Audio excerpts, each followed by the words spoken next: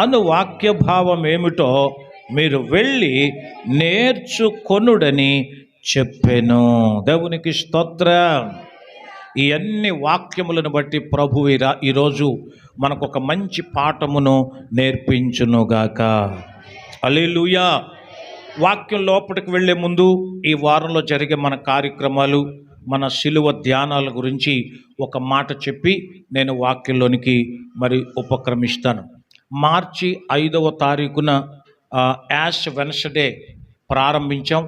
ఆ రోజు మొదలుకొని ఈ రోజు వరకు మనం శిలువ ధ్యాన కూడికలలో మనం చాలా చక్కగా పార్టిసిపేట్ చేస్తున్నాం. ఇంతవరకు 6 గృహాలను మనం దర్శించాం.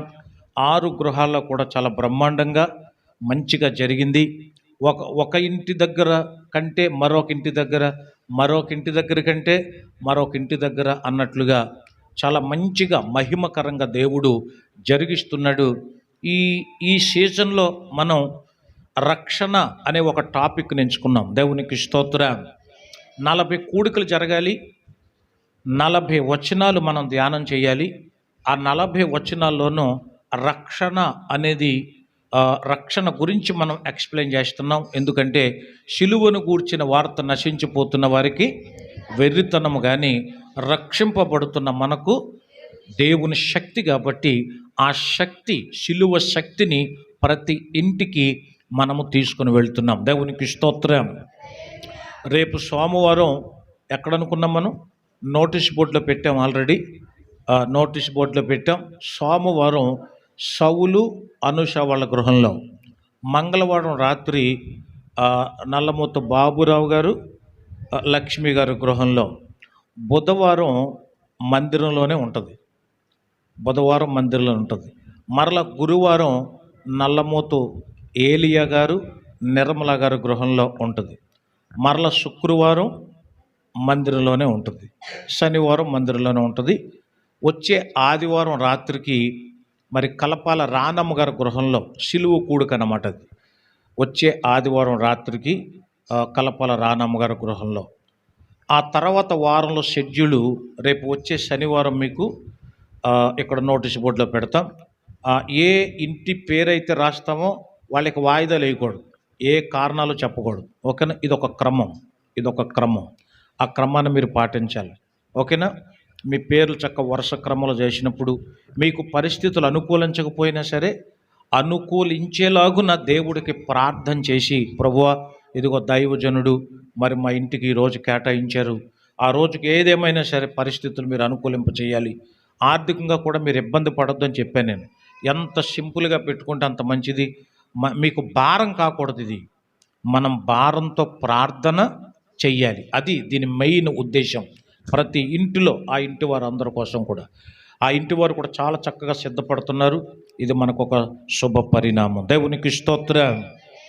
కొంతమంది ఉపవాసం ఉంటున్నారు. ఉపవాసం ఉన్నవాళ్ళు వీధుల్లో ఎక్కువగా తిరగటం, లేకపోతే బయట ఎక్కువగా సంచారం చేయటం, అది కూడా మంచిది కాదు. దేవుని సన్నిధిలో కొంచెం ఎక్కువగా గడపాలి. ఉపవాసం ఉంటే దానికి అర్థం, పరమార్థం అదనమాట. అది కొంతమంది నీసి మానేసే వాళ్ళు ఉన్నారు. ఆఖరికి కోడిగుడ్డు కూడా తినని వాళ్ళు ఉన్నారు. కానీ ఈ కూడికల్లో టైం పాటించడం, తర్వాత క్రమంగా చెప్పిన వాక్యాన్ని కంఠస్థం చేయటం, ఇలాంటివి కూడా చెయ్యాలి. భోజనాన్ని పక్కన పెట్టినంత మాత్రాన అది పెద్ద భక్త అంటే అది మనల్ని భక్తిలోకి నడిపించడానికి ఇదొక సంప్రదాయం అంటాం. ఇదొక సంప్రదాయం అంతే. కేవలం నేను భోజనం మానేసాను కదా, ఉపాసంతో ఉన్నాను అని చెప్పి ఊరంతా తిరిగి వస్తే దానివల్ల ప్రయోజనం ఏమీ ఉండదు. అదనమాట. తర్వాత మీకు ఇవ్వబడిన ప్రార్థన విజ్ఞాపనలు మనందరం కూడా రాసుకున్నాం. నేను పోయిన ఆదివారం కూడా చెప్పాను, మరలా మీకు తెలియచేస్తున్నాను. ప్రతి ఒక్కరు కూడా ఇలాగా మీ ప్రార్థన విజ్ఞాపనలు ఇలా రాసుకోవాలి. రాసుకొని దీనిని బైబిల్లో పెట్టుకోవాలి. వాక్యము దేవుడై ఉండెను, దేవుడే వాక్యమై ఉండెను కదా. కాబట్టి దేవుడి దగ్గర పెట్టినట్టు అనమాట. అలాగా ఇది ఏదో ఆచారంలా కాదు. ఇందులో ఉన్నవన్నీ కూడా తప్పనిసరిగా నెరవేర్చబడాలని ప్రతిరోజు రోజుకు కనీసం 3 సార్లైన వీటి గురించి మనం ఏం చేయాలి? ప్రార్థన చేయాలి. దేవునికి స్తోత్రం. రోజుకి ఎన్నిసార్లు తింటాం? 3 సార్లు ఏంటి? ఆ, బండి నుంచి వచ్చాక కూడా ఒక వాయి వేసేస్తున్నారు కదా మళ్ళీని. అవునే కదా? ఆ, మధ్య మధ్యలో అప్పుడప్పుడు వేసేస్తున్నారు కదా మళ్ళీని. ఒకసారి 4 సార్లు అవుతుంది, 5 సార్లు అవుతుంది. కానీ దీని ఈ ప్రార్థన విజ్ఞాపనల కోసం కనీసం 3 సార్లు అయినా మనం ఏం చేయాలి? ప్రార్థన చేయాలి. తర్వాత ఈ లెంట్ సీజన్లో శుక్రవారాలు వస్తాయే, ఆ శుక్రవారం చాలా ప్రత్యేకమైంది. అందుకని పగలు 10 గంటల నుంచి మధ్యాహ్నం 12 గంటల వరకు ఏకాంత ప్రార్థన ఇక్కడ జరుగుతుంది. పోయిన వారం చాలామంది వచ్చారు, మెల్లమెల్లగా వచ్చారు కదా, కొంచెం లేటుగా వచ్చారు. అయినా మొత్తం మీద ఒక 22 మందో ఎంతమందో వచ్చినట్టున్నారు. మొత్తం మీద అందరూ కలిసి 12 గంటల వరకు మేము ప్రార్థన చేశాం. ప్రార్థన విజ్ఞాపనలు అన్నిటి కోసం కూడా ప్రార్థన చేశాం. ఇది మన సంఘ బిడ్డలందరూ కూడా చక్కగా పాటించాలి. అలాగని మీరు ఉద్యోగాలు మానేయమని చెప్పట్లేదు, వ్యాపారాలు మానేయమని చెప్పట్లేదు, కానీ వీలైనంత మట్టుకు ప్రార్థనకు సమయం కేటాయించడానికి మీరు కొంచెం ప్రయత్నం చెయ్యాలి. దేవునికి స్తోత్రం. ఇంతవరకు 6 సిలువ కూడికలు జరిగాయి. 6 ఆబ్సెంట్లు ఉన్న వాళ్ళు చేతులు ఎత్తండి. అమ్మ, నువ్వు కరెక్ట్గా ఎత్తావు తల్లి, దేవుడు నిన్ను దీవించిన కాక. ఇక 7వ దగ్గర నుంచి నీకు ఆబ్సెంట్ రాకూడదు. అది నీ పక్కన ఇంకొకరు ఉన్నారు 6 ఆబ్సెంట్లు కలిగిన వాళ్ళు, వాళ్ళు ఏం మాట్లాడట్లేదు. మరి దేవునికి స్తోత్రం. అది ఇంకా అక్కడక్కడ ఉన్నారు 6 ఆబ్సెంట్లు కలిగిన వాళ్ళు ఉన్నారు కొంతమంది కదా. మరి 5 ఆబ్సెంట్లు,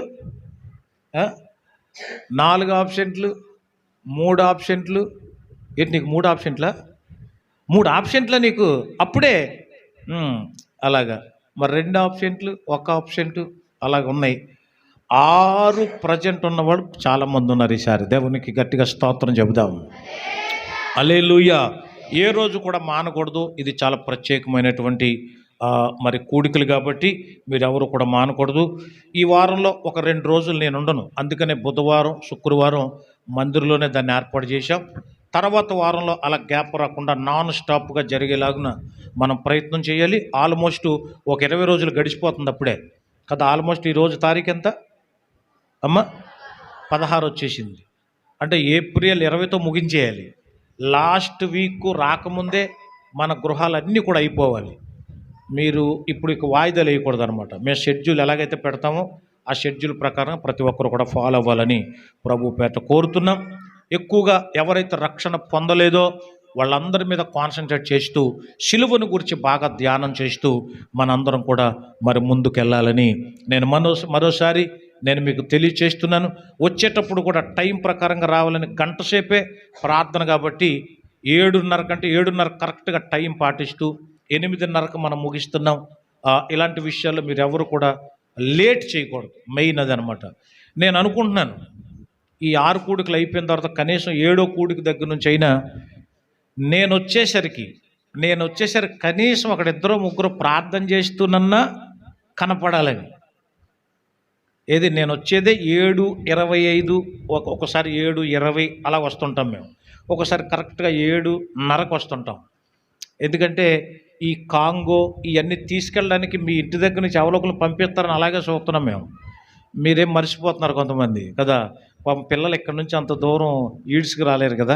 ఏ ఇంటి వాళ్ళు అయితే ప్రార్థన పెట్టుకుంటున్నారో వాళ్ళు 7 గంటలకే ఈ సామాన్లు తీసుకెళ్ళిపోవాలి. ఏదో ఒక బండి వేసుకొచ్చి కదా. పాపం కొద్దిగా పిల్లలు ఉంటారు మన దగ్గర, కొద్దిగా ఏదో ఒక సైకిలో లేకపోతే బండో వేసుకుని ఎవరో ఒకరిని పడుతున్నాడు తీసుకెళ్ళిపోవాలి. అప్పుడు వెనకాల మేము మనం వచ్చేస్తాం అనమాట. అది దేవునికి స్తోత్రం. మేము వచ్చేటప్పటికి మీరు ఏం చేయాలి అమ్మా? ఏం చేయాలి? ప్రార్థన చేసుకోవాలా, ఊసులాడుకోవాలా? ప్రార్థన చేసుకోవాలి. తర్వాత ఈ 1 అవర్లో జరిగే టైంలో ఇంకొక చిన్న చెడ్డ అలవాటు ఉంది మీలో కొంతమందికి. గంట అంటే ఎన్ని నిమిషాలమ్మా? మాట్లాడాలి గట్టిగా మీరు. 60 నిమిషాలు కదా, 60 సెకండ్స్ కదా, 60 మినిట్స్ కదా. 60 నిమిషాల్లో 60 నిమిషాలు మీరు మంచినీళ్ళు తాగకుండా ఉండలేరా? చెప్పాలి మీరు అందరూ, ముఖ్యంగా వీళ్ళు చెప్పాలి నాకు. అమ్మ, 60 నిమిషాలు మంచినీళ్ళు తాగకుండా ఉండలేరా? చెప్పమ్మా, నువ్వు ఉండగలవా లేదా? చెప్పాలి మీరు. వీళ్ళు మాట్లాడట్లేదు ఇంతకు అసలైన వాళ్ళు. ఎందుకంటే మీరు వచ్చేటప్పుడే మంచినీళ్ళు తాగేసి రావాలి. ఒకవేళ మధ్యలో దాహం వేస్తే ఇగో నాకులాగా బాటిల్ పెట్టుకోవాలి దగ్గర. నేను ఎందుకు అంటున్నానంటే, కొంతమంది మనం ప్రార్థనలో ఉన్నప్పుడు వీళ్ళ మంచినీళ్ళకి వెళ్ళేటప్పుడు కాళ్ళతో వాళ్ళని ఏం చేస్తున్నారు, తన్నేస్తున్నారు. అది తప్పు కదా. ప్రార్థనలో ఉన్న బిడ్డలకి అలా పాపం వీళ్ళకి తెలియదు. దాహం అనే అడవుల్లో వెళ్తున్నారు తప్ప పాపం వాళ్ళకి తగిలినప్పుడు చాలా ఇబ్బంది అవుతుంది. చాలా చిన్న పిల్లలు కూడా ప్రార్థనలో తిరిగేటప్పుడు, మొన్న ఒక పిల్ల వేలు తొక్కేస్తే గంట సేపు ఒక పాపను చూశాను నేను, ఒక యవనస్తురాలిని. చాలా ఏడ్చేసింది పాపం. ఒక చిన్న పిల్లడు అడు తిరిగి తొక్కేశాడు పాపం, ఆ వేలు తొక్కేశాడు. అలాంటివి మీకు తెలీదు. పిల్లల మీద కోప్పడితే మీకు అదే ఉంటుంది మనసులో, మీకు మనసులో అదే ఉంటుంది. పిల్లల్ని తిట్టేశారు అలాగని. కానీ ఒక ప్రార్థనలో ఉన్నప్పుడు అంత నొప్పి కలిగించేది జరిగితే ఎంత ప్రార్థనకు విఘాతం కదా అది. అందుకని కొంచెం ప్రార్థన చేసేటప్పుడు ఎస్పెషలీ మీరు చాలా జాగ్రత్తగా ఉండాలి. ఓకేనా? ఇవన్నీ జాగ్రత్తలు. అందుకని వాక్యంలోకి వెళ్ళే ముందు నేను టైం తీసుకుని మరీ చెప్తున్నాను. ఓకేనా? వాక్యంలోకి ప్రవేశిద్దాం. దేవునికి స్తోత్రం. బలియో అర్పణ కోరవు నీవు, బలి అయితివి నా దోషముకై. బలియో అర్పణ కోరవు నీవు, బలి అయితివి నా దోషముకై. నీతి న్యాయములని సింహాసనాధారో ఏసయ్యా, ఏసయ్యా. నీతి న్యాయములేని సింహాసనాధారం, కృపా సత్యములేని సన్నిధానవర్తులు, కృపా సత్యములేని సన్నిధానవర్తులు. స్తుతి సింహాసన చేనుడా యేసురాజా దివ్య తేజ. స్తుతి సింహాసన చేనుడా యేసురాజా దివ్య తేజ.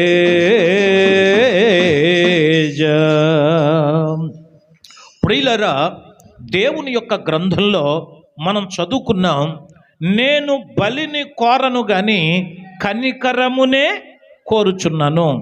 దహన బలుల కంటే దేవుని గురించిన జ్ఞానమే నాకు ఇష్టం అని చెప్పాడు ఆయన. 51వ కీర్తనలో దావీదు భక్తుడు అన్నాడు, దేవా నువ్వు బలిని కోరవు, నాకు తెలుసు. నువ్వు బలిని కోరితే ఏది కావాలంటే అది నేను నీకు అర్పిస్తాను.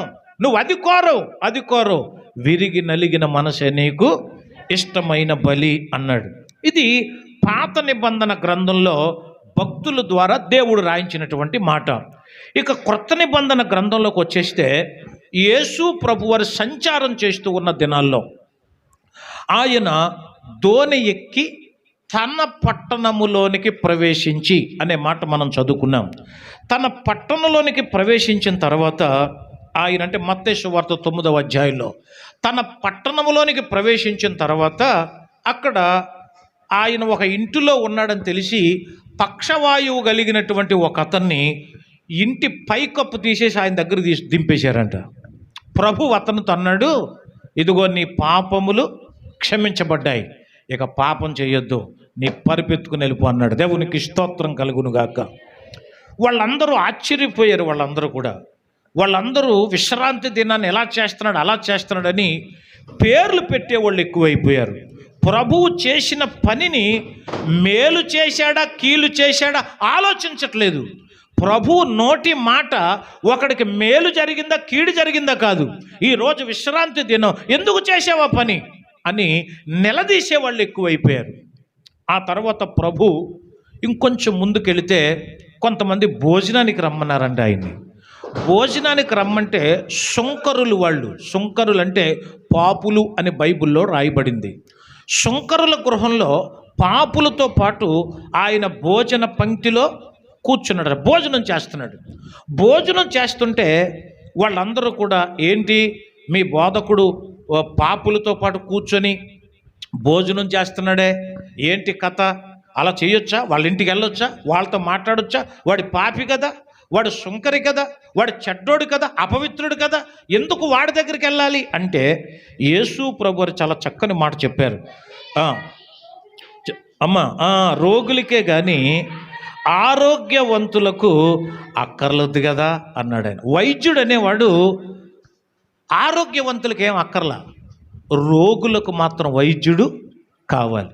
అందుకని నేను పాపులను పిలవవచ్చాను అన్నాడు. అంటే నేను కఠినను కాదు, అంటే కఠినత్వమైనటువంటి బలిని కోరను, నేను పాపులను పిలవచ్చాను, ఆ పాపులను రక్షించాలనేది నా తాపత్రయం. దేవునికి స్తోత్రం కలుగునుగాక. హల్లెలూయా. మత్తయి సువార్త 12వ అధ్యాయం 7వ వచనం కనుక మీరు చదివితే అక్కడ ఇంకొక మాట ఈ విధంగా రాయబడి, మరియు కనికరమునే కోరుచున్నాను కానీ బలిని నేను కోరను అను వాక్య భావము మీకు తెలిసి ఉంటే నిర్దోషులను దోషులుగా తీర్పు తీర్చక పోదురు. అది బలి అనేది కొంచెం కఠినమైంది. ఎందుకు కఠినమైంది అంటే బలిచ్చేవాడు దాన్ని బాగా మేపుతాడు, జంతువుని కానీ లేకపోతే అదే పశువుని జంతువుని పక్షిని బాగా బలిసేలా పెంచుతారు, దాన్ని బాగా మేపుతారు, అది తింటానన్నది ఇస్తారంతే దానికి, అలా చేస్తారు. ఆ తర్వాత బాగా బలిసిన తర్వాత మంచి ఏపుగా పెరిగిన తర్వాత ఏ రోజు బలి ఇవ్వాలి అనుకుంటాడో ఆ రోజు దాన్ని ఆ బలి దగ్గరికి తీసుకెళ్తారు. తీసుకెళ్ళిన తర్వాత డప్పులు వాయిస్తారు, పెద్ద పెద్ద అహంకారాలు చేస్తారు, జైలు కొడతారు. ఇదంతా చేసిన తర్వాత పెద్ద కత్తి ఒకటి నూరుతారు. ఆ కత్తిని తీసి ఒక జంతువుని ఏం చేయాలంటే దాని మెడ మీద నరకాలి. అంటే కఠినత్వం అంటే ఏంటో చెప్తున్నాను, మెడ నరకాలి. ఆ మెడ నరికినప్పుడు ఒక్కొక్కసారి రక్తం నరికిన వాడి ముఖం మీద కూడా పడిపోద్ది, చుట్టుపక్కల ఉన్న వాళ్ళ మీద పడుద్ది. అంటే అది కొంచెం కఠినంగా చెయ్యాలి. అందరూ నరకలేరు, అలాగా అందరూ నరకలేరు. మనలో కొంతమంది ఉన్నారు, కోడిని కొయ్యిందంటే 33 సార్లు తిరుగుతారు దాని చుట్టూరు, అవును కదా. కోడిని కోస్తే అది గిసగిస కొట్టుకుంటూ వదిలేసి వచ్చిన వాళ్ళు ఉన్నారు కొంతమంది, అవును కదా. మీరు ఇంటి దగ్గర ఎప్పుడన్నా కోడిని కోసుకున్నారు? ఇప్పుడు అలా కోసేవాళ్ళు లేరులేండి, అంత సెంటర్లు ఎక్కువైపోయినాయి మనకి కదా. ఇది వరకైతే అల్లుడు వచ్చినా చుట్టాలు వచ్చినా కోడిని తీసుకొచ్చి ఇంటి దగ్గరే దాన్ని కోసి దాన్ని చక్కగా వేడి నీళ్ళలో పెట్టి దాని పైన ఏమంటారు, హెయిరా ఏమంటారు దాన్ని,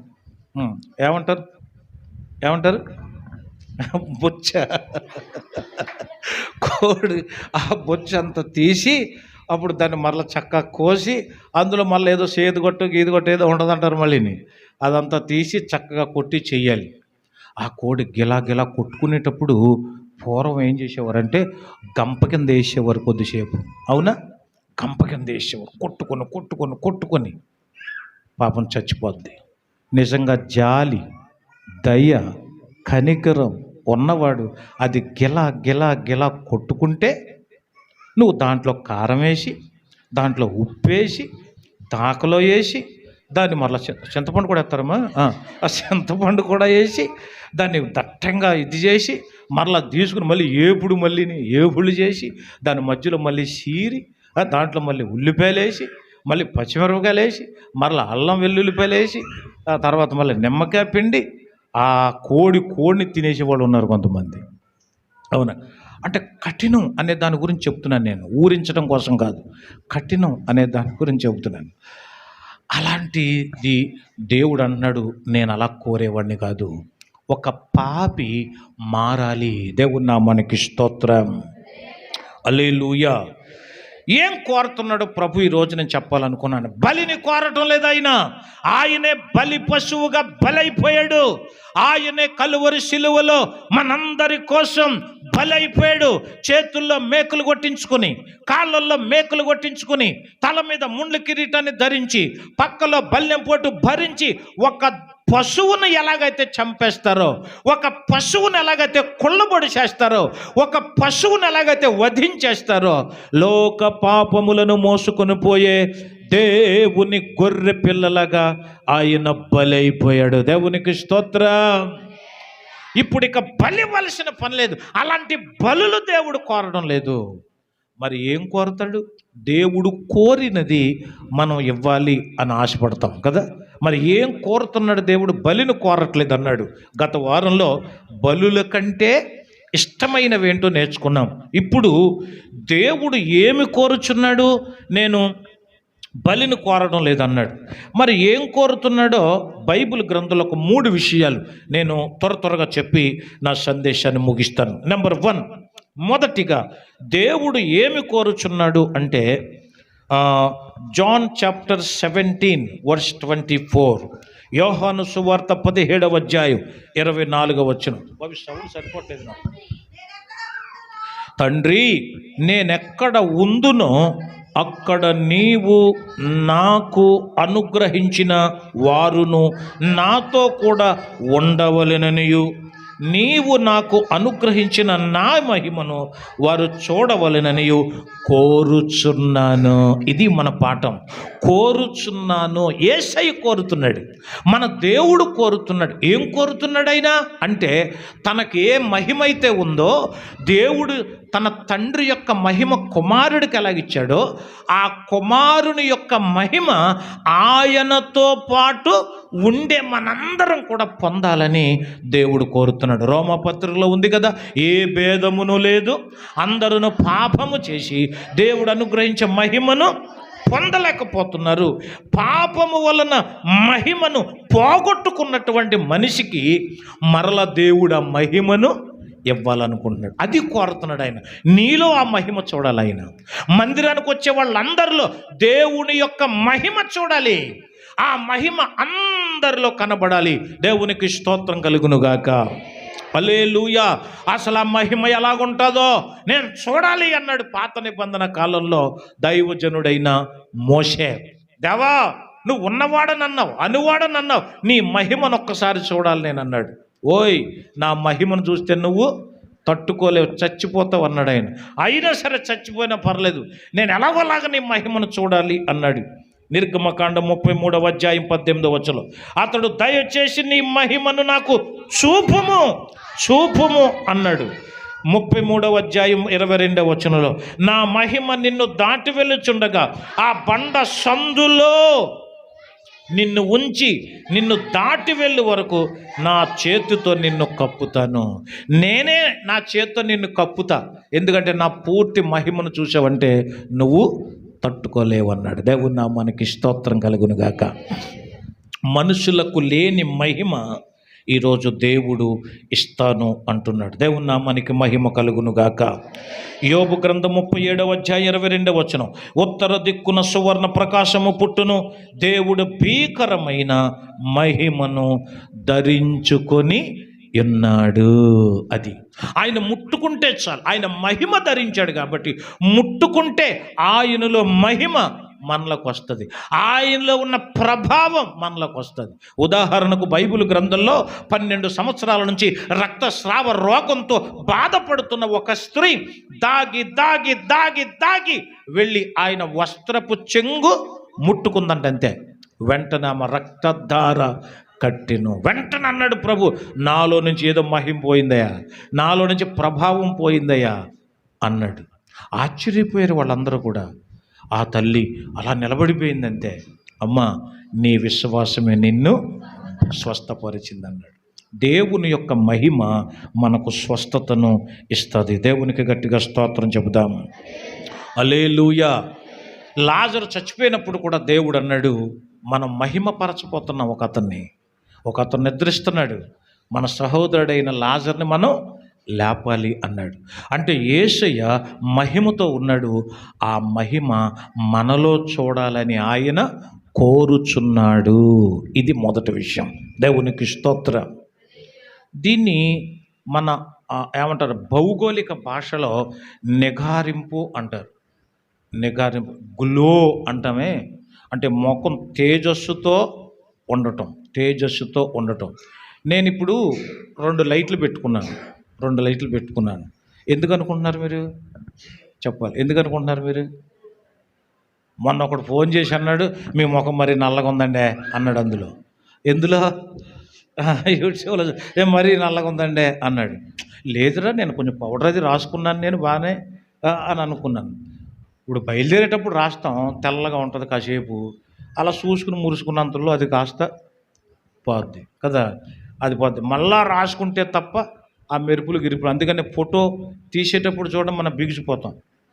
ఫోటోలు తీసేటప్పుడు చాలామంది కదా, అంటే బాగా తయారవుతాం కానీ ఏంటో అదొక టెన్షన్ లాగా అనిపిస్తుంది కదా. అలాగా ఆ నిగారింపు కోసం రకరకాల పెర్ఫ్యూమ్స్ ఉన్నాయి, రకరకాల ఆ సోప్స్ వాడుతున్నారు, రకరకాల ఇవన్నీ చేస్తున్నారు, ముఖం మెరవాలి అని. నేను రికార్డింగ్ చేసేటప్పుడు, సాంగ్ రికార్డింగ్ చేసేటప్పుడు 2 రౌండ్గా ఉంటాయి అన్నమాట, ఇలాంటి లైట్లే. షూటింగ్ తీసేటప్పుడు స్టూడియోలో ఆ 2 లైట్లు ఆవిడ నా మీదకే పెట్టేస్తుంది. క్రిస్టఫర్ గారు వాళ్ళ వైఫ్ నా మీదకే పెట్టేస్తుంది. అమ్మ ఈయన కూడా పెట్టమ్మా, మీ ఆయన గారికి కూడా అన్న నేను. ఆయనకి లైట్ పెట్టకపోయినా అలాగ ఉంటాడండి ఆయన అంది. ఎందుకంటే ఆయన కాస్త బాగా వైట్గా ఉంటాడు కాబట్టి, తెల్లగా ఉంటాడు కాబట్టి. నిజంగానే అన్ని లైట్లు పెడితే నేను మొత్తానికి అలా కనపడుతున్నాను అందులో. అది దేవునికి స్తోత్రం. ఇది పై నుండే మెరుపు అనమాట. దీన్ని నిగారింపనో లేకపోతే తేజస్సనో ఏదో మహిమనో అంటాం మనం సాధారణంగా. కానీ దేవుడిచ్చే మహిమ ఉంటుందే, దేవుడు ఎలాంటి మహిమ చూడాలనుకుంటున్నాడంటే 40 రోజులు మోషే దేవునితో గడిపిన తర్వాత ఆయన ఆ పర్వతం దిగొస్తుంటే మోషే యొక్క ముఖాన్ని ఎవరు కూడా చూడలేకపోయారట. చాలా తేజస్సు. మోషే నీ ముఖం చూడలేకపోతున్నాం, ఏదైనా ఒక వస్త్రంతో నీ ముఖం కప్పేసుకో అన్నారు. మోషే ముఖం మీద ముసిగేశారు ఆ రోజున, అంత తేజస్సు వచ్చింది. అలాంటి తేజస్సు ఇప్పుడు యేసయ్య మనందరిలో చూడాలి అని అనుకుంటున్నాడు. దేవునికి స్తోత్రం. మహిమ స్వరూపుడా, మృత్యుంజయుడా, మరణపు ముల్లోనూ విరచినవాడా, నీకే స్తోత్రములు నా యేసయ్య, నీకే స్తోత్రములు, నీకే స్తోత్రములు నా యేసయ్య, నీకే స్తోత్రములు. హల్లెలూయా. ఆ మహిమ రావాలంటే దేవునితో ఎక్కువగా మనం గడపాలి, ప్రార్థనలో బాగా గడపాలి. ఎక్కువసేపు ప్రార్థన చేయండి, ఆ ముఖం చాలా తేటగా ఉంటుంది, చాలా ప్లెజెంట్గా అనిపిస్తుంది. ఈ అనుభవం మీ అందరిలో చూడాలని యేసయ్య కోరుతున్నాడు. ఇది యేసయ్య కోరేది. నెంబర్ 2, రెండవది ఏం కోరుతున్నాడు దేవుడు అని అంటే, లూక్ చాప్టర్ 12 వర్స్ 49. లూకా సువార్త 12వ అధ్యాయం 49వ వచనం. నేను భూమి మీద అగ్ని వేయవచ్చి తిని, అది ఇదివరకే రగులుకొని మండవలెనని ఎంతో కోరుచున్నాను. దేవుడు కోరుతున్నాడట, మండవలెనని కోరుచున్నాడట. దేవునికి స్తోత్రం. నేను ఎందుకు వచ్చాను భూమి మీదకి అంటున్నాడు? నిప్పు వేయటానికి వచ్చాను అన్నాడు. అంటే అగ్ని అనే మాట కూడా ఉపయోగించాడు. అగ్ని వేయటానికి వచ్చాను నేను. అగ్ని వేసేసిన తర్వాత ఆ అగ్ని భూమి మీద ఏమవ్వాలట? చెప్పాలి మీరు, ఏమవ్వాలి? మండాలని కోరుకుంటున్నాను నేను. దేవుడు వేసిన అగ్ని మండాలట. ఈ పదం ఎందుకు ఉపయోగించాడు ప్రభు అనుకున్నాను నేను.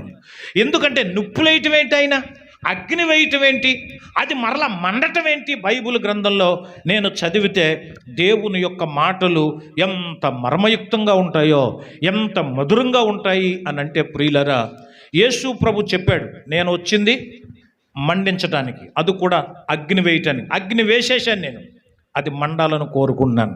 ఏ అగ్ని వేశాడు ఆయన?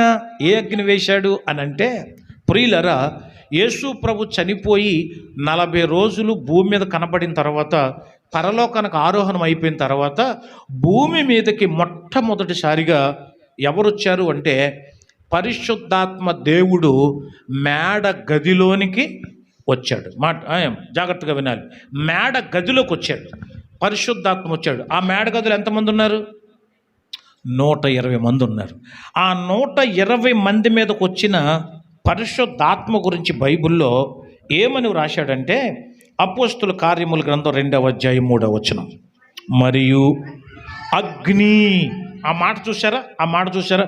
అగ్ని జ్వాలలు వంటి నాలుకలు విభాగింపబడినట్టుగా వారికి కనబడి వారిలో ఒక్కొక్కని మీద ఉరాలగా. ఇప్పుడు 4వ వచనం, అందరూ పరిశుద్ధాత్మతో నిండిన వారై ఆత్మ వారికి వాక్శక్తిని అనుగ్రహించిన కొలది అన్య భాషలతో మాటలాడసాగిరి.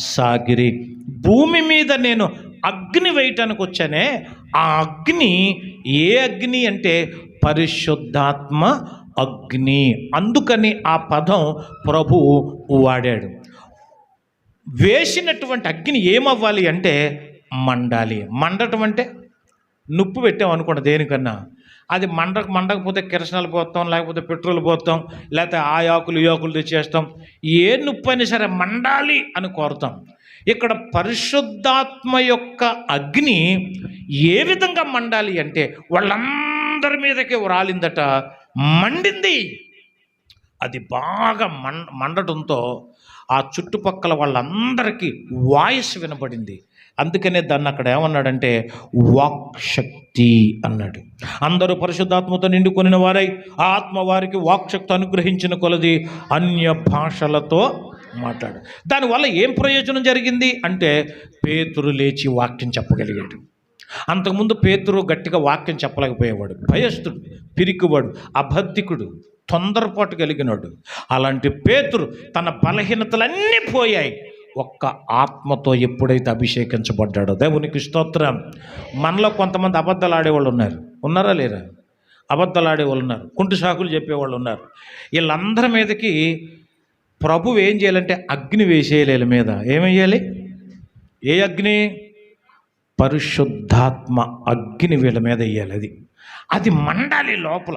అది మండితే వాక్శక్తి వస్తుందట. మాట్లాడగలుగుతావు, నిజం మాట్లాడతావు, ధైర్యంగా మాట్లాడతావు, గట్టిగా మాట్లాడతావు, దేవుని వాక్యం గురించి బిడియపడుతూ మాట్లాడు, ధైర్యంగా మాట్లాడతావు. అది మండటం అంటే. దేవునికి స్తోత్రం. ఆ మండిన మంట ఆ రోజున 3000 మందికి అంటుకుంది. గట్టిగా చప్పట్లు కొడుతూ ప్రభు యొక్క నామాన్ని మహిమపడదాం. హల్లెలూయా. వాళ్ళందరికీ అంటుకోగా 3000 మంది ఏం చేశారు? అస్సలు రక్షణ పొందేసి సంఘంలో చేర్చబడ్డారట. ఇప్పుడు మండాలి అంటే మనలో ఆ అగ్ని ఉండాలి. అవునంటారు కదంటారు? ఉండాలి. దేవునికి స్తోత్రం. హల్లెలూయా. మనలో ఉన్న మంట, మనలో ఉన్న అగ్ని పక్కోడికి మనం ఏం చేయాలి అంటే అలా మండాలి. దేవునికి స్తోత్రం. మండు అంటే కడుపు మండుతుంది అందరికీ. నువ్వు గట్టిగా ప్రార్థన చేయంటే ఒళ్ళు మండుతుంది కొంతమందికి. మోకరించనంటే ఒళ్ళు మండుతుంది. టైంకి రా అంటే ఒళ్ళు మండేస్తుంది చాలామందికి. కళ్ళు మిటకరించుకుంటూ వెళ్ళిపోతున్నారు కొంతమంది. కరెక్ట్గా ఉండు అంటే నచ్చట్లేదు చాలామందికి. టైం పంక్చువాలిటీ పాటించంటే నచ్చట్లేదు. ఉపవాసం ఉండు అంటే నచ్చట్లేదు చాలామందికి. అంటే లోకానుసారమైన మంట ఉంది తప్ప దైవశక్తితో కూడిన ఈ మంట చాలామందికి లేదు. అలా ఉంటే నీ వెనకాల పరిగెత్తుకుని వచ్చేయాలంతే మిగతా వాళ్ళందరూ. దేవునికి స్తోత్రం. అప్పుడప్పుడు కొంతమంది పిల్లల్ని అడుగుతాం, యారా ఎందుకు లేట్ అయ్యింది అంటే ఆడేమో పక్కనోడు ఈడి వల్ల లేట్ అయిందని నాకు అంటాడు. ఆడంటాడు కాదు కాదండి ఈడి వల్ల లేట్ అయిందని ఆడంటాడు. ఇంతకీ వీళ్ళిద్దరిలో ఏమి లేదనమాట, మంట లేదు. అది ఒకడి మీద ఒకడికి ఒళ్ళు మంట ఉంది తప్ప, కుళ్ళు మంట ఉంది తప్ప, అసూయ మంట ఉంది తప్ప, నెట్టేసుకోవటం ఉంది తప్ప, చిచ్చి నేను అనవసరంగా లేట్ చేశాను ఆ మంట రావట్లా. అది మండాలని దేవుడు ఏం చేస్తున్నాడంట? కోరుకుంటున్నాడు. మండవలనని కోరుకున్నాడు. ఇది 2వది. టైం అయిపోతుంది. నేను ఇంకొక విషయం చెప్పి నేను ముగిస్తాను. 1 ఏం కోరుతున్నాడు ఆయన? దేవుని మహిమ మనందరిలో చూడాలని కోరుకుంటున్నాడు. దేవునికి స్తోత్రం. జరిగిన కూడికల్లో, మనకు సిలువ కూడికల్లో ఈ సంవత్సరం దేవుని మహిమ నేను చూడగలుగుతున్నాను. చాలా చక్కగా చూడగలుగుతున్నాను. చాలా ప్లజెంట్గా అనిపించింది నాకు. చాలా మంచిగా అనిపించింది.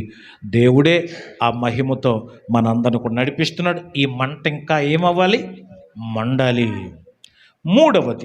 మూడవది చెప్పి నేను ముగిస్తాను.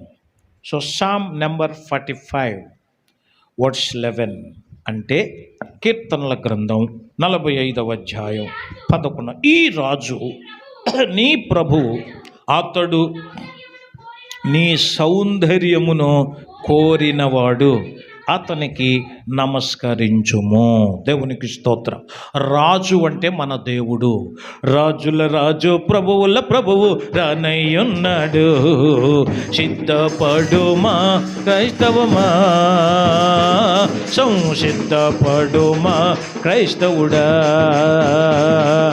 సిద్ధపడుమా సంగమా, సంసిద్ధపడుమా సంగమా. యేసు రాజుగా వచ్చుచున్నాడు, భూలోకమంతా తెలుసుకుంటారు. యేసు రాజుగా వచ్చుచున్నాడు, భూలోకమంతా అంటే యేసు మనందరికి ఎవరన్నమాట? రాజు. ఆ రాజు మనలో ఏం కోరుతున్నాడు అంటే చెప్పాలి. ఏం కోరుతున్నాడు అంటే మాట్లాడాలి మీరు, నీ సౌందర్యమును కోరుతున్నాడు. సౌందర్యం అంటే చెప్పాలి. సౌందర్యం అంటే అందం. కొత్త నిబంధం పాత నిబంధం అన్నట్టు ఏంటన్నమాట అది? అందం. అందాన్ని దేవుడు కోరుతున్నాడు. అందుకే కదండి మరి మేమంత అందంగా తయారవుతున్నాం అంటారేమో కదా. బైబిల్ గ్రంథంలో మరొక మాట ఉంది. అందం అనే పదం అంటే బైబిల్లో గత వారం కూడా మహిళా దినోత్సవం రోజున చెప్పాను. అందం మోసకరం, సౌందర్యం వ్యర్థం. యెహోవా యందలి భయభక్తులు కలిగిన స్త్రీ కొనియాడబడుతుంది అని చెప్పుకున్నాం. కానీ అందం ప్రభువుకి అక్కర్లా. దేవుడు అందాన్ని కోరట్లేదు. కానీ ఇక్కడ అంటాడు నీ సౌందర్యమును కోరతాం. ఏ సౌందర్యం అది? సౌందర్యంగా ఉండటం కోసం కొన్ని ఆభరణాలు తగిలిస్తాం మనం కదా. ఆభరణాలు తగిలిస్తాం అంటే మేకప్ కిట్స్ ఉన్నాయి. ఇప్పుడు ప్రతి చోట కూడా బ్యూటీ పార్లర్స్ ఉన్నాయి. చాలా చోట్ల పౌడర్ కొట్టడం కానీ లేకపోతే ఏవేవో చేయటం కానీ, ఆఖరికి ఆ తలలు కూడా చిన్న తలను కొంచెం పెద్ద తలలాగా చేయటం, నల్ల మొఖాన్ని కొంచెం తెల్లగా చేయటం, ఇలాంటివన్నీ ఉన్నాయి. ఆఖరికి వస్త్రాలు కూడా ధరించే విధానంలో కూడా మొన్న ఒక చోటకి వెళ్ళాం. ఒక చోటకి వెళ్తే ఒక ఆవిడ చీర కట్టడానికి 3,000 అంటండి. ఏంటి? చీర కట్టడానికి. అదేంటి? మామూలు కట్టుకుంటే కదా, మనం కట్టుకోవడం వేరు. వాళ్ళ కట్టే విధానం అందరికి ఆమెకే చూడాలి. దానికోసం ఎంత చెల్లించాలి? అదనమాట. అదే 3,000 ఉంటే మనం రేకులను వేసుకుందామని మనం చూస్తాం కదా. మన ఆర్థిక పరిస్థితి మంది. సౌందర్యం అనేది ఆభరణాలు రకరకాలు. చెవులకు పెట్టడము, ముక్కుకు పెట్టడము, తలకు పెట్టడము, ఒళ్ళంతా పెట్టడము, చాలా చాలా పెడతాం అందంగా కనపడాలి అని. ఇది మనుషులు కోరుతారు. దేవుడు ఈ ఆభరణాలను అసలు నువ్వు పెట్టావా లేదా పట్టించుకోవడం కూడా ఆయన. అసలు ఆయనకు అవసరం లేదు. దాన్ని లెక్క చేయడం కూడా ఆయన. అయితే బైబిల్ ఇంకొక మంచి మాట ఈ విధంగా రాయబడింది. 1 Chronicles చాప్టర్ 16 verse 29. మొదటి దినవృత్తాంతముల గ్రంథం 16వ అధ్యాయం 29వ వచనం. యెహోవా నామమునకు తగిన మహిమను ఆయనకు చెల్లించుడి, నైవేద్యముల చేత పుచ్చుకొని ఆయన సన్నిధికి చేరుడి. ఈ మాట అండర్లైన్ చేయాలి. ఇక్కడి నుంచి ఇది అండర్లైన్. పరిశుద్ధాలంకారములకు ఆభరణములను ధరించుకొని ఆయన ఎదుట సాగిలపడుడి. దేవునికి స్తోత్రం. ఏ అలంకారాలు అంటివి? పరిశుద్ధాలంకారములో ఆ ఆభరణాలు ధరించాలట. ఏ ఆభరణాలు అవి అంటే ఏ ఆభరణ అంటే పేతురు భక్తుడు ఇంకా చక్కగా చెప్తాడు.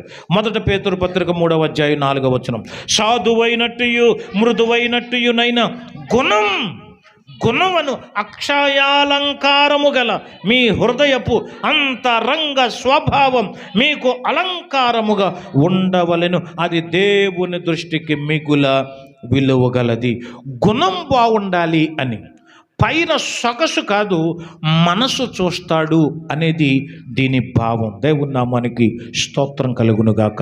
హృదయ సౌందర్యాన్ని దేవుడు చూస్తాడు, మన మనసును చూస్తాడు, హృదయాన్ని కోరుకుంటున్నాడు. ఆ హృదయంలో మంచి ఉండాలి, చిత్తశుద్ధి ఉండాలి. పైకి అందంగా కనపడినంత మాత్రాన అది మాత్రం దేవునికి అక్కర్లేదు. అలాంటి అలంకరణలు చేసుకున్న వాళ్ళు ఒక రాజుగారికి ఎవరు నచ్చలేదట. ఒక రాజుగారికి భార్య కావాల్సి వచ్చింది. దేశమంతా చాటించారు. రకరకాల పిల్లలందరిని తీసుకొచ్చారు. వాళ్ళందరినీ కొన్ని రోజుల పాటు బాగా తయారు చేశారట. రకరకాల ఆభరణాలు పెట్టారట. పెట్టి రాజు దగ్గరికి పంపిస్తే ఎవ్వరూ ఆయనకి నచ్చలేదట. కానీ ఒక పాప నచ్చింది. ఎవరు ఆవిడ? వావ్, ఎంత బాగుంటుందో ఆ మాట. ఎస్తేరు గ్రంథం 2వ అధ్యాయం 15వ వచనం. ఎస్తేరు హెగే నిర్ణయించిన అలంకారము గాక, అంటే మినిమంగా హెగే నిర్ణయించిన అలంకారము గాక ఆమె మరి ఏమీ కోరలేదు.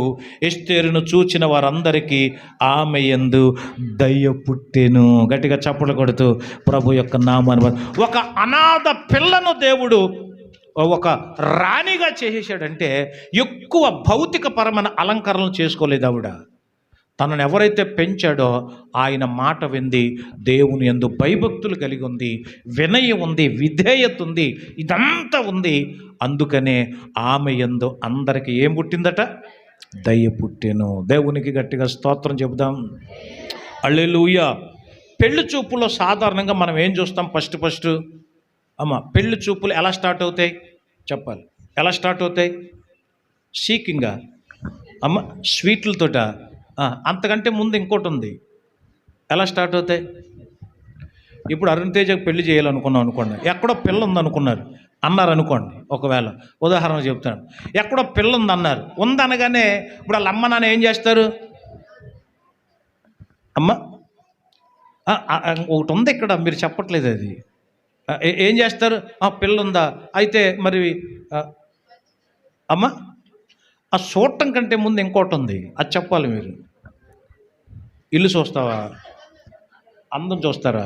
అది ఎలా చూస్తారు? ఫోటో పంపండి అని అంటారు. అది రాట్లా ఎవరికని. వీడియో కాలు ఇదే చెప్తున్నారు ఎంతసేపుని. చూడటం ముందు ఫోటో పంపించండి అంటారు కదా. ముందు అక్కడి నుంచి స్టార్ట్ అవుద్ది మనకు పెళ్లి జర్నీ. అంటే పెళ్లి చూపులు సిద్ధం చేయగలరు. ఫోటోలు భలే ఉందిరో అంటారు. ఎందుకంటే ఫోటోలో రంగు కొంచెం బాగా పెంచుతాడు. అవునా కదా? రంగు కొంచెం బాగా పెంచుతాడు, చాలా మంచిగా ఉంటుంది. అబ్బో, ఫోటో చూసేటప్పుడు సగం పడిపోతాడు మనోడు. అరుణ్ తేజ సగం పడిపోతాడు. ఇక వెళ్ళి చూసిన తర్వాత నిజంగా ఆ ఫోటో కొంచెం దగ్గరలో నిజంగా అలాగే ఉందనుకోండి, ఇక మీకు కట్నంతో పని లేదు. అడిగి నాకు ఈ పిల్ల కావాలి, ఇంటి దగ్గర గొడవ చేస్తాడు, అక్కడ మాట్లాడకుండా వచ్చేస్తాడు బాబు. ఇప్పుడు వీళ్ళందరూ కూడా ఆ అమ్మాయికి సంబంధించి ముందు ఎవరిని అడుగుతారంటే ఊర్లో పాస్టర్ గారిని అడుగుతారు కదా. అడుగుతారు. ఏమని అడుగుతారు? ఆ పాప ప్రార్థనకు వస్తుందా, ఆ పాప బాప్తిసం తీసుకుందా, మంచిగా ఉంటుందా అని అడుగుతారు. ఇక్కడేమో ఆమె ఎగ్గొట్టడం, ప్రార్థనలకు రాదు, పరిచర్య చేయదు, ప్రార్థన చేయదు, ఇదంతా చేయదు. ఇప్పుడు పాస్టర్ గారు ఏం చెప్పాలి? చెర్రి నువ్వే న్యాయం చెప్పు. ఏం చెప్పాలి పాస్టర్ గారు? ఒక ఆడపిల్ల గురించి పాస్టర్ గారు ఏం చెప్పాలి? ఎరా సంఘం అంతా సరిగా ప్రార్థన చేస్తారు లేదు, కానీ ఏం మాత్రం బాగా ఒట్టిదే. అవి సరిగా ప్రార్థన చేయదు. అసలు సిలువు కొడుకన్నా వస్తుందా? మాట్లాడడం లేదు. ఒక పూటన్న ఉపవాసం ఉంటుందా అసలు? మరి నేనే అంటే పాస్టర్ గారు ఏం చేయాలి? అబద్ధం ఆడాలా? అంటే పై రూపాన్ని చాలామంది చూస్తారు, కోరుకోవటం మాత్రం లోపల రూపం కావాలి. ప్రార్థన చేస్తుందా, రక్షణ పొందిందా అని అడుగుతారు తప్ప, సరే ప్రార్థన చేస్తుందా, రక్షణ పొంది కాబట్టి చేసేసుకుంటాం అనరు. మళ్ళీని వాళ్ళ వెనకాల ఆస్తి ఎంత ఉంది దాన్ని బట్టి అసలు డిసిషన్ ఉంటుంది. అది అసలు డిసిషన్ అక్కడ ఉంటుంది. పైకేమో గుణం అంటారు తప్ప లోపల మాత్రం ఆస్తినే ఎక్కువగా చూస్తున్నారు. ఇల్లు చూస్తారు, ఆస్తి చూస్తారు. ఇదే ఇక్కడ దేవుడు ఏం చెప్తున్నాడంటే, నీ సౌందర్యాన్ని కోరుతున్నాడు. అంటే నీ ప్రార్థనా జీవితం, గుణం ఎంత బాగుందో చూడండి అన్నమాట. సాధువైనట్టు మృదువైనట్టునైన గుణము అనేటువంటి అక్షయాలంకారము గల మీ హృదయపు అంతరంగ స్వభావం మీకు అలంకారంగా ఉండాలి. ఇది దేవుని దృష్టికి మిగుల విలువ గలది. ఇది నీ ప్రార్థన దేవుడికి ఇష్టం, నీ హృదయ సౌందర్యం దేవుడికి ఇష్టం. అది కోరుతున్నాడు ఆయన. కాబట్టి ఇక్కడున్న మనందరం పై డెకరేషన్లు ఎలాగున్నా, పై డెకరేషన్లు ఎలా ఉన్నా, ప్రియులరా, మనం ఎలాగున్నా ఎవరు అడగకపోవచ్చు, దేవుడు అడగకపోవచ్చు, కానీ నీ అంతరంగ స్వభావాన్ని మాత్రం దేవుడు ఖచ్చితంగా అడుగుతాడు. కాబట్టి ప్రభువా, నా హృదయ సౌందర్యం నాకు మెరుగు చేయండి ఆయన. నా ప్రార్థన జీవితం బాగుండాలి, నా గుణం బాగుండాలి, మృదుత్వం, సాధువత్వం ఇది బాగుండాలి. అది ఒక తల్లిని చూడగానే ఆమెలో ఉన్న గుణం మనసును కట్టేయాలి. అది భక్తిలో మనం చేయగలిగిన పని. దేవునికి స్తోత్రం. గతంలో ఒక ఆవిడ గుడి మానేసింది. అక్కడ ఉన్నప్పుడు మానేస్తే, ఏమమ్మ మానేసావే అని అంటే ఆమె ఎంత పోట్లాడిందంటే, ఆమె వస్తేనంట సాప ఇవ్వలేదంట. ఒకరు రక్షణ పొందిన ఒక విశ్వాసం ఏమి ఇవ్వలేదు ఆవిడికి, సాప ఇవ్వలేదు. ఏంటి ఎక్కడి నుంచి వచ్చి మా మీద పెత్తనం చేస్తున్నామేంటి అందంట. అలాంటిది నేను ఎందుకు వస్తానని మానేసింది ఆవిడ. అలాగే ఈవిడ అనొచ్చా? మాట్లాడాలి మీరు. ఆమె గుణం ఎంత బాగుందో చూడండి. అలాగ మనం కూడా మంచి గుణం ఉండాలి. ఇదే దేవుడు కోరుతున్నాడు. పురుషులైన స్త్రీలైన మంచి గుణం సంపాదించండి. ధనం కంటే, చెప్పండి గట్టిగా, ధనం కంటే గుణం మిన్న అనే గట్టిగా, ధనం కంటే గుణం మిన్న. మనందరికి ఏం కావాలి? ధనమా గుణమా? గుణమే కావాలి, మంచి గుణం కావాలి. అలాంటిది దేవుడు కోరుకుంటున్నాడు. కాబట్టి అలాంటి మంచి గుణం మీకందరికీ దేవుడు దయచేయునుగాక. ఇప్పుడు మూలవాక్యం ఒకసారి చదివేసి మనం 3 విషయాలు టూకీగా చెప్పేసుకొని, నేను బలిని కోరను కానీ కనికరమునే కోరుచున్నాను. ఏమేమి కోరుతున్నాడు ఆయన? 3 విషయాలు చూసాం. 1, మహిమను చూడాలని కోరుతున్నాడు. 2, మండవలనని కోరుచున్నాడు. 3, సౌందర్యమును కోరుచున్నాడు.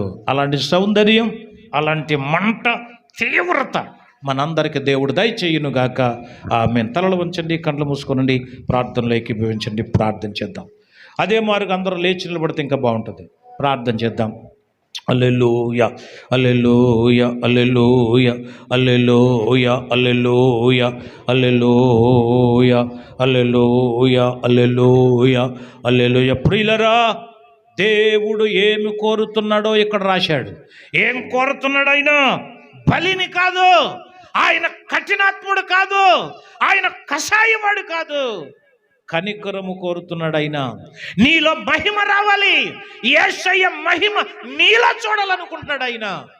నువ్వేమో మురికి జీవితం, నీకు ఆ మురికి పోవడం లేదు. మహిమ రావాలంటే మురికి పోవాలి, పాపం పోవాలి, ఆ పాపం పూర్తిగా పోవాలి. 2, ఆత్మ తీవ్రత కలిగిన వారై మండాలి, అగ్ని మండాలి. పరిశుద్ధాత్మ శక్తి పొందుకున్న నీవు మండాలి, అనేక మందిని మండించాలి.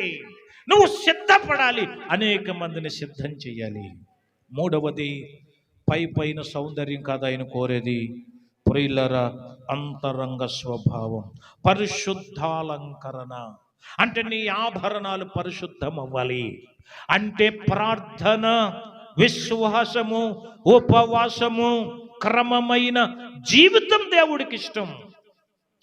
ఈ ఆదివారం పూట దేవుని వాక్యం విన్న నా ప్రియమైన స్నేహితులరా, మీ సౌందర్యం ఎలా ఉంది? మీరు భౌతికపరమైన సౌందర్యానికి పెద్దపీట వేస్తున్నారా? మీరు చాలా పొరపడుతున్నారు. అంతరంగ స్వభావం బాగుండాలి, నీ మంచితనం తెలియాలి, నీ గుణం బయలుపడాలి. మీ వెలుగు అన్య జనుల ముందు ప్రకాశింపనివ్వండి. ఇది దేవుడు కోరుతున్నాడు. మనమందరం అలా ప్రకాశిద్దాం. దుమ్మి ధూళి దులిపేయి, పాత స్వభావం తీసేయి. ఇక్కడ నుంచి వాక్యం అనే జ్యోతి పట్టుకుని వెలుగు. సంగమా, ఇదే నీకు మంచి సమయం. దేవునికి స్తోత్రం. సమయమిదే, సమయమిదే, సంగమ సమయమిదే, చీయనులో చేరుటకు సంగమ సమయమిదే. చీయనులో చేరుటకు సంగమ సమయమిదే. చూడు భూమి మీద పాప చీకటి కమ్మియున్నది. ఆమేన్. చూడు భూమి మీద పాప చీకటి కమ్మియున్నది. జ్యోతి వలె ప్రజ్వలించుము జీవవాక్యము పట్టుకొని. జ్యోతి వలె ప్రజ్వలించుము జీవవాక్యము పట్టుకొని. ఆమేన్ ఆమేన్. సమయమిదే సమయమిదే. సంగం అందరూ పడాలి. చీయోనులో చేరుటకు సంగమ సమయమిదే. చీయోనులో చేరుటకు సంగమ సమయమిదే. ధూళి దులుపుకొనుము నీ మెడ కట్లు విప్పుకొనుము. గ్లోరీ. ధూళి దులుపుకొనుము నీ మెడ కట్లు విప్పుకొనుము. సుందరమైన వస్త్రము వేగం ధరించి సిద్ధపడుము. సుందరమైన వస్త్రము వేగం ధరించి సిద్ధపడుము. ఆమేన్ ఆమేన్. సమయమిదే సమయమిదే. సంగమ సమయమిదే. చీయోనులో చేరుటకు సంగమ సమయమిదే. చీయోనులో చేరుటకు సంగమ సమయమిదే. సంగమ సమయమిదే. యేసయ్యా నా ధూళి దులిపేయండి నాయన. అందరూ చెప్దాం ఒకసారి. అందరం చెప్దాం. యేసయ్యా ధూళి దులిపండి, పాప చీకటి తొలగించండి, నీ కొరకు జ్యోతిలాగా ప్రజ్వలించడానికి సహాయం చేయండి. నీలాగా దేవా మండుటకు సహాయం చేయండి. నీలో ఉన్న ఆత్మ సౌందర్యం నాలో కావాలి. మీలో ఉన్న పరిశుద్ధాత్మ ఎలా మండిందో నేను సంఘంలో మండాలి. ప్రార్థన ద్వారా మండాలి, వాక్య పరిచర్య ద్వారా మండాలి, సాక్ష్యము ద్వారా మండాలి, ప్రార్థన ద్వారా మండాలి, సమాజంలో మండాలి. ఆ మంట నాలో దయచేయండి. నాలో అక్షయాలంకారమైన నాయన మృదువైనట్టి సాధువైనట్టి గుణం నాలో కల్పించి మీరే మహిమ పొందండి ప్రభువా. ఈ వాక్యం ఎవరు విడిచిపెట్టకుండా చాలా మంది బలులు ఇవ్వడానికి ఇష్టపడుతున్నారు. ఇదే నచ్చుతుంది అందరికీ.